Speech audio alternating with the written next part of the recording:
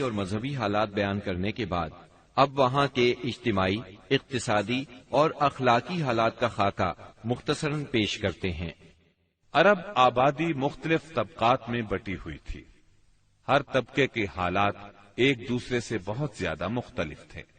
چنانچہ معزز طبقے میں مرد اور عورت کا تعلق خاصا ترقی یافتہ تھا۔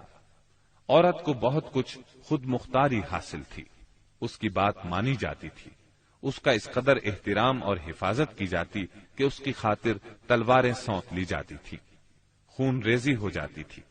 آدمی جب اپنی شجاعت اور بہادری پر بات کرنا چاہتا، اپنی تعریف کرنا چاہتا تو عموماً عورت ہی کو مخاطب کرتا۔ شجاعت اور سخاوت کی صفات کو ان کے درمیان بہت بڑا مقام حاصل تھا۔ اکثر اوقات ان میں صلح کے لیے عورت ہی بڑا کردار ادا کرتی تھی۔ وہ چاہتی تو قبائل کو صلح کے لیے جمع کر لیتی تھی اور چاہتی تو ان کے درمیان جنگ کی آگ بھڑکا دیتی۔ لیکن ان تمام باتوں کے باوجود خاندان کا سربراہ مرد ہی کو مانا جاتا تھا اور اس کی بات فیصلہ کن ہوتی تھی۔ اس طبقے میں مرد اور عورت کا تعلق عقد نکاح کے ذریعے ہوتا تھا۔ یہ نکاح عورت کے ولیوں کی نگرانی میں انجام پاتا تھا۔ عورت کو ان کی ولایت کے بغیر نکاح کا حق نہیں تھا۔ ایک طرف طبقہ اشراف یعنی معزز لوگوں کا یہ حال تھا تو دوسری طرف دوسرے طبقات میں مرد عورت کے اختلاط کی اور بھی کئی صورتیں تھیں، جنہیں بدکاری، بے حیائی، فحاشی اور زناکاری کے سوا کوئی اور نام نہیں دیا جا سکتا۔ زمانہ جاہلیت میں کسی حد کے بغیر متعدد بیویاں رکھنا ایک عام بات تھی۔ لوگ دو سگی بہنوں کو بھی بیک وقت اپنے نکاح میں رکھ لیتے تھے۔ باپ کے بیوی کو طلاق دینے کے بعد یا اس کے فوت ہونے پر بیٹا اپنی سوتیلی ماں سے بھی نکاح کر لیتا تھا۔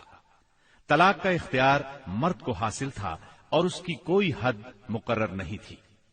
زناکاری تمام طبقات میں عروج پر تھی، کوئی طبقہ یا انسانوں کی کوئی قسم اس سے مستثنا نہ تھی۔ البتہ کچھ مرد اور کچھ عورتیں ایسے ضرور تھے جنہیں اپنی بڑائی کا احساس اس برائی کی کیچڑ میں لت پت ہونے سے باز رکھتا تھا۔ پھر آزاد عورتوں کا حال لونڈیوں کی نسبت اچھا تھا۔ اصل مصیبت لونڈیاں ہی تھیں۔ ایسا لگتا ہے جیسے ان جاہلوں کی اکثریت اس برائی کی طرف منسوب ہونے میں کوئی آر بھی محسوس نہیں کرتی تھی۔ جاہلیت میں باپ بیٹے کا تعلق بھی مختلف نوعیت کا تھا۔ کچھ تو ایسے تھے جو کہتے تھے انما اولادنا بیننا اکبادنا تمشی علی الارض، یعنی ہماری اولاد ہمارے کلیجے ہیں جو روئے زمین پر چلتے پھرتے ہیں۔ جبکہ دوسری طرف کچھ لوگ ایسے بھی تھے جو لڑکیوں کو رسوائی اور خرچ کے خوف سے زندہ دفن کر دیتے تھے اور بچوں کو فقر و فاقے کے ڈر سے مار ڈالتے تھے۔ تاہم یہ کہنا مشکل ہے کہ یہ سنگ دلی بڑے پیمانے پر رائج تھی، کیونکہ عرب اپنے دشمنوں سے اپنی حفاظت کے لیے دوسروں کی بنسبت کہیں زیادہ اپنی اولاد کو بہتر سمجھتے تھے اور اس بات کا احساس بھی رکھتے تھے۔ مطلب یہ کہ مجموعی طور پر ان کی حالت بہت کمزور تھی، عقل سے عاری تھی اور ذلت میں گھری ہوئی تھی۔ جہالت نے ان کو اپنے گھیرے میں لیا ہوا تھا۔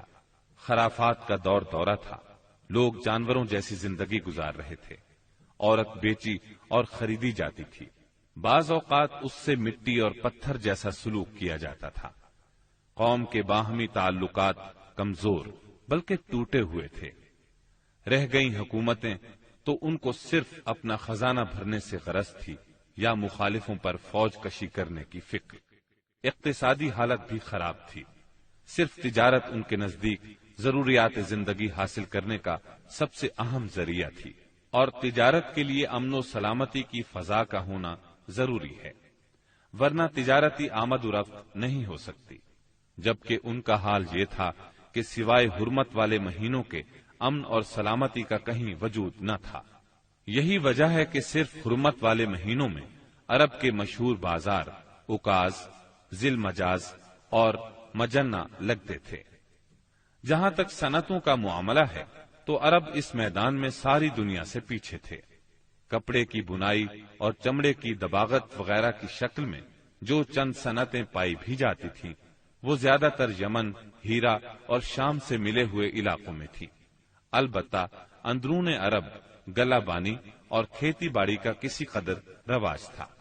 ساری عرب عورتیں سوت کاٹتی تھیں، لیکن مشکل یہ تھی کہ سارا مال و متاع ہمیشہ لڑائیوں کی زد میں رہتا تھا۔ غربت عام تھی، لوگ ضروری لباس تک سے محروم تھے۔